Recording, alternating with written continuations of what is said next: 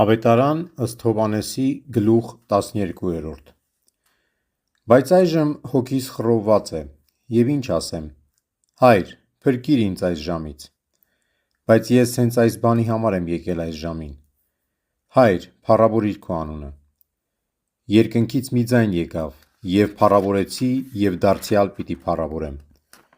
Եվ ժողովուրդը, որ կանգնած ու լսում էր, ասում էր, թե որոտմունք է լինում: Ոմանք էլ ասացին. նրա հետ մի հրեշտակ խոսեց: Հիսուս պատասխանեց ու ասաց. այս ձայնը ինձ համար չէ, որ եկավ, այլ ձեզ համար: Հիմա է այս աշխարհի դատաստանը: Հիմա է, որ այս աշխարհի իշխանը դուրս կնետվի: Երբ ես բարձրանամ երկրից, ամենքին դեպի ինձ կձգեմ: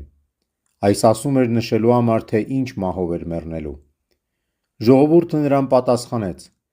օրենքից մենք լսել ենք, թե Քրիստոս հավիտյան կմնա, իսկ դու ինչպե՞ս ես ասում, թե մարդու որդին պետք է բարձրանա: Ո՞վ է այդ մարդու որդին: Հիսուս նրանց ասաց. մի փոքր ժամանակ ևս լույսը ձեզ հետ է: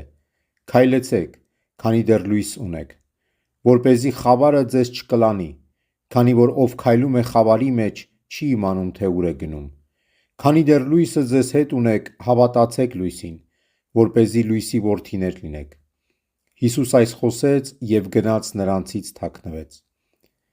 Թեպետ և նա այնքան նշաններ էր արել նրանց առաջ, նրանք չէին հավատում նրան, որպեսզի կատարվեր Եսայի մարգարեի խոսքը, որ ասաց. «Տեր, ո՞վ հավատաց մեր տված լուրին, և Տիրոջ բազուկը ո՞ւմ հայտնվեց»: Չէին կարողանում հավատալ և այն բանի համար, որ Եսային վերստին ասում է.